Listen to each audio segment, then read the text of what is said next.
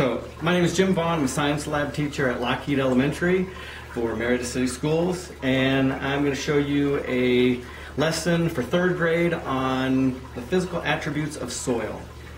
S3E1C is the standard that I'm looking at today. Use observation to compare the similarities and differences of texture, particle size, and color in topsoils, such as clay, loam, potting soil, and sand, which is right down here.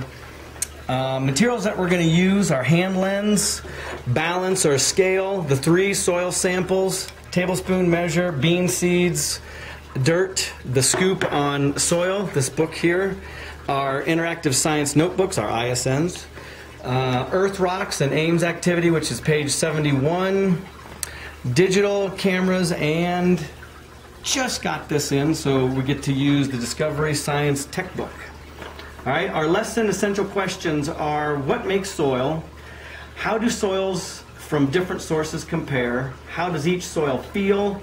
Which soil is made up of the smallest particles and the largest particles? All right, lesson 1, the engaging part. To determine prior knowledge, I'm going to ask the students what they think soil is and what it's made of. I'm also going to use this book here as well. And there's a really cool exploration tool on the Discovery Science Tech Book. It's entitled "What's the Dirt on Soil?" I'm going to use that as a whole group interactive activity on the smartboard, where they can actually come and drag and drop and show the layers of soil and all that. It's really cool. Lesson 2, the exploring part, we're going to use the Ames activity starting on page 71. And that's where the students will really begin to compare the similarities and differences of the soils. And in here, you know, they can actually rub the soil next to their ear and hear the difference. They can feel the difference in their hands. They can use water to sprinkle small amount of water to see if it changes shape. You can do all of these activities, or you can choose which ones you want to do or not do.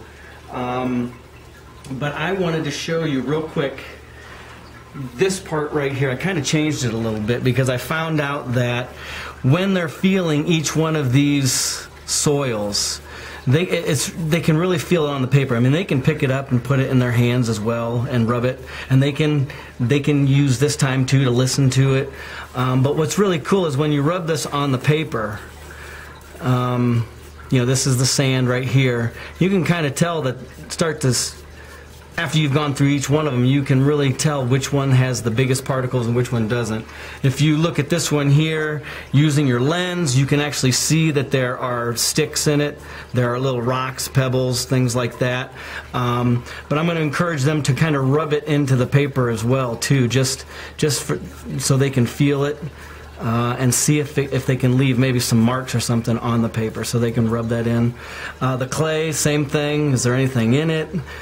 Use your hand lens. Are there bigger pieces? This doesn't have bigger pieces. They're kind of clumped together, and they can see that they can smash those and make them smaller. But I'm going to encourage them too to kind of rub it into the paper as well.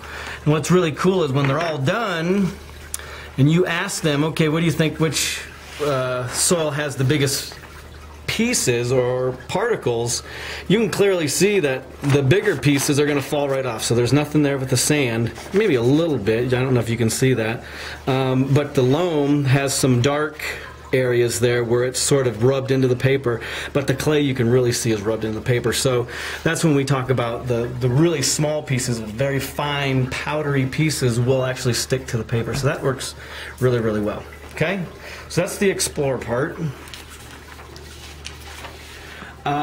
Explaining part, we're going to use the questions on page 78 in the Ames book. I'm going to put students in groups of 4 or 5. They'll each have a question that they will present and explain to the class for clarification of each step done in the activity that we did in the last class.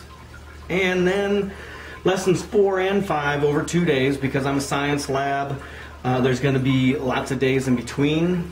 So we'll have enough time for them to grow a bean plant, hopefully. That's the plan. But students will determine the best out of the 3 soils for planting a bean plant. They will discuss which soil holds water the best, which soil particle size is ideal for planting. Is one soil by itself the best, or would the best soil for plants be a mixture of two or all three of the soil types? They will write a statement in their ISNs and about their group's claim and the evidence to support the claim, and the students will plant their bean seed to test their hypothesis. Students will also use a camera to take pictures of the growing process. These will be placed in their ISNs as well. And also, using the Discovery Science Textbook, they can use a graphing program to show amounts of water that each soil holds or how long the soil is able to retain water.